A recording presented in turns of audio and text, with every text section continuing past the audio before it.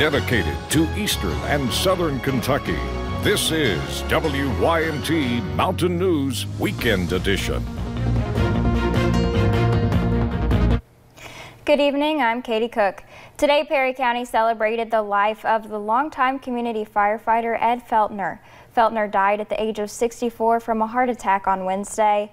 WYMT's Lacey Roberts spoke to his firefighter family that said his loss will be hard to move on from.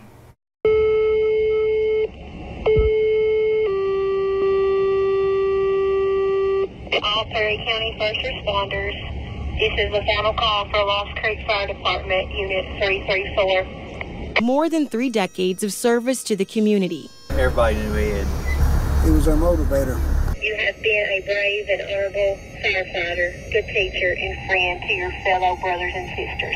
A man of action, keeping things going, including others. When you wasn't doing something, he'd call and say, let's go do it. Always pushing for more and better things, not only for himself, but his family and community. Perry County 911 to Unit 334. He trained more than anyone. He was always there at training. He was always there at fundraisers. He was there more than anybody. Feltner wore many hats, a retired coal miner, constable, and a Shriner. Also a funeral attendant here at Maggard Funeral Home. Through these many jobs, he remained the same, a protector to many. Ed has been called home to rest and will now watch over us as we continue to answer his calls in his honor. I think we'll all continue to do what Ed does, was continue to push forward and lean on each other and take care of each other and protect our community.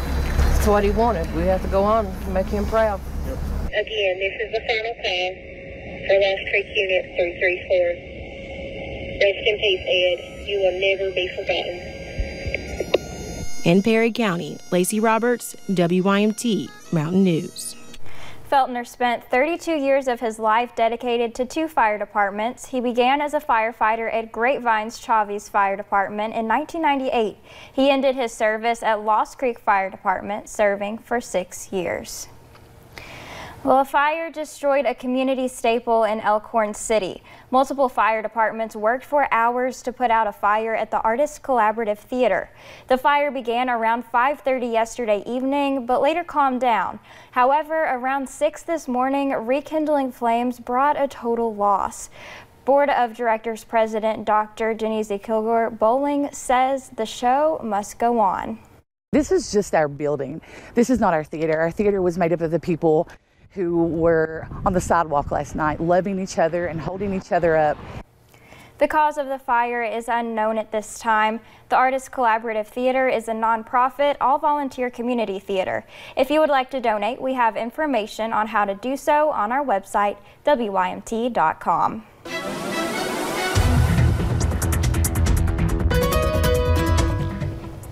Well, a few of us saw a little bit of those light showers going into those evening hours later, but right now we're kind of in a little bit of a dry spot and overall conditions are looking great. You can see that here into downtown Whitesburg, some calm conditions over there, and overall they're staying dry, just a little bit on the cloudy side. And you can see that here on satellite and radar, those clouds have really moved into our area, and you can see that where those showers kind of came in to the lower Cumberland Valley portion of the region earlier this evening. But right now, most of us staying dry for the moment. Temperature is still much on the warm side. We're seeing a lot of people still in these 40-degree temperatures, especially for around 11:40 at night. We're seeing some very warm temperatures right now, so pretty good conditions outside. But temperatures are going to start dropping here very soon. We're going to be getting into those mid-30s for overnight lows tonight, so we're going to be seeing a little bit more chilly temperatures coming into play, and we might see some showers start to creep up on us as we head into those early morning hours tomorrow. But I'll let you know a little bit more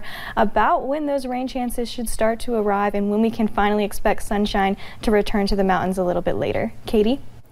Thank you, Brooke. Well, officials from Kentucky state colleges and universities told lawmakers they will ask for their first funding increase since the 2007-2008 budget. Kentucky Council on Post-Secondary Education President Aaron Thompson told this to lawmakers on Thursday. Public colleges are seeking a 6.2% increase next fiscal year and an 8.8% increase in the 2022 fiscal year over current base funding levels. And officials in Pennington Gap, Virginia are seeking the public's help to identify vandals at Lehman Field. The town of Pennington Gap took to its Facebook page asking the public to report any suspicious activity around the field. The post reads, quote, "The town and the citizens take great pride in the park, and we need all the help we can get to keep people from destroying it. If you have any information about the vandalism or want to report any suspicious activity, you are asked to contact the Lee County, Virginia Sheriff's Office." And officials from the Laurel County Sheriff's Office say deputies arrested a man after he attempted to shoplift at a Walmart. Officials say 38-year-old Bobby Johnson of Jellicoe, Tennessee was arrested on Saturday at the Walmart near Corbin in southern Laurel County. Johnson is accused of trying to steal a pellet rifle valued at $80. Johnson was charged with theft by unlawful taking, shoplifting under $500, and he was taken to the Laurel County Correctional Center.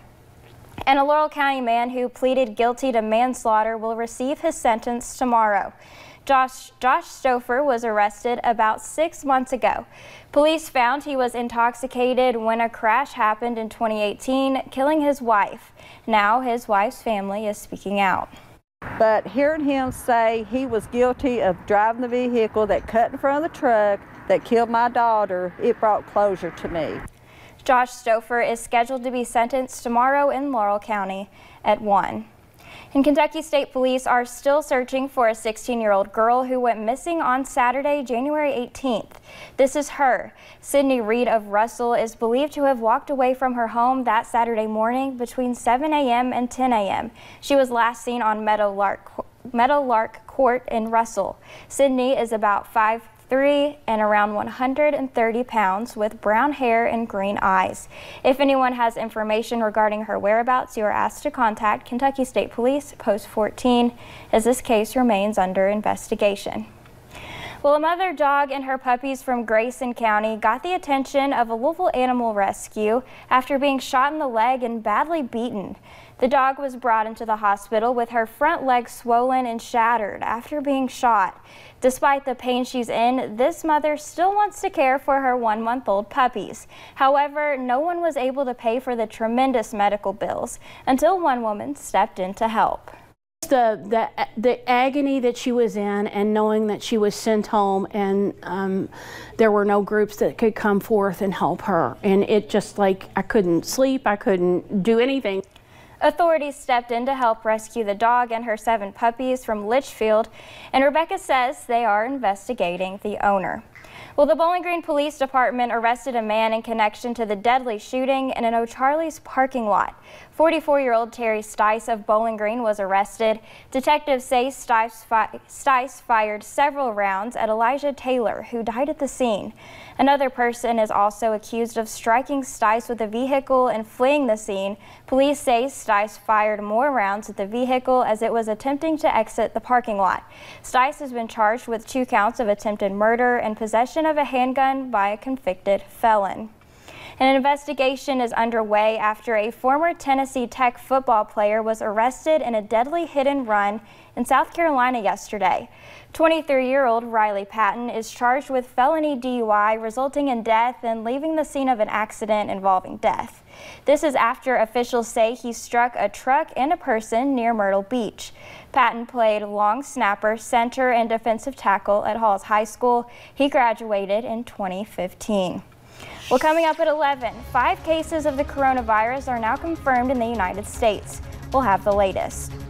And the rain is returning to the mountains. I'll have more details on the damp weather coming up.